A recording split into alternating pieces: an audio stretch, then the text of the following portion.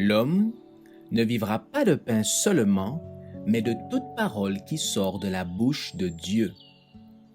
Voici votre moment de méditation quotidienne.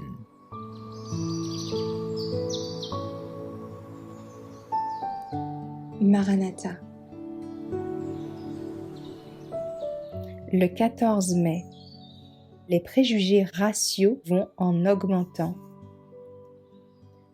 Ne vous étonnez pas, frères, si le monde vous hait. Nous savons que nous sommes passés de la mort à la vie, parce que nous aimons les frères. Celui qui n'aime pas demeure dans la mort. 1 Jean 3, verset 14.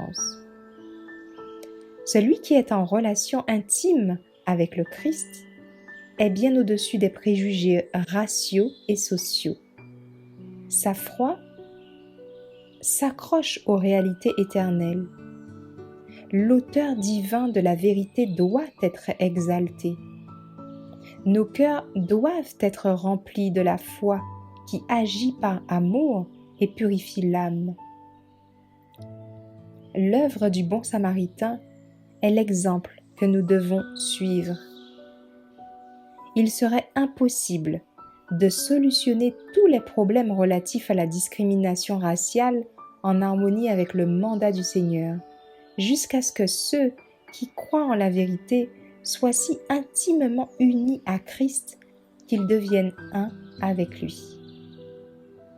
Les membres de nos églises, qu'elles soient composées de blancs ou de gens de couleur, ont besoin de se convertir. Il y en a certains dans chaque groupe qui sont irraisonnables, et quand la question raciale est exposée, ils manifestent des traits de caractère qui révèlent un manque de sanctification et de conversion.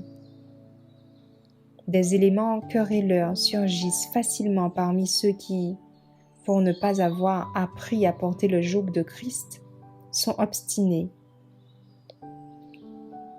Leur moi réclame avec une détermination non sanctifiée qu'on lui donne la suprématie. À mesure que le temps passe et que les préjugés raciaux augmentent, il sera presque impossible, dans bien des lieux, que les ouvriers blancs travaillent pour les gens de couleur.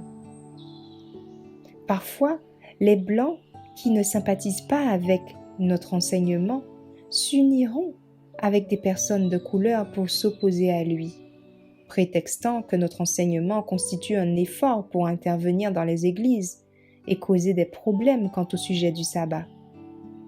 Des pasteurs blancs et de couleur feront de fausses déclarations qui réveilleront dans l'esprit de telles personnes des sentiments antagonistes et seront prêts à détruire et à tuer. Les puissances de l'enfer sont en train d'agir avec toutes leurs astuces pour empêcher la proclamation du dernier message de miséricorde parmi les personnes de couleur. Satan travaille pour qu'il soit difficile aux pasteurs et aux maîtres d'oublier les préjugés qui existent parmi les personnes blanches et celles de couleur. Ayant une conduite sage, ne faisons rien pour susciter l'opposition sans nécessité, rien qui n'entrave la proclamation du message évangélique.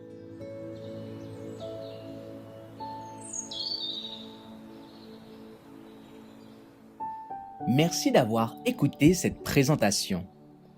Assurez-vous de nous rejoindre demain pour votre moment de méditation quotidienne avec lereste.org.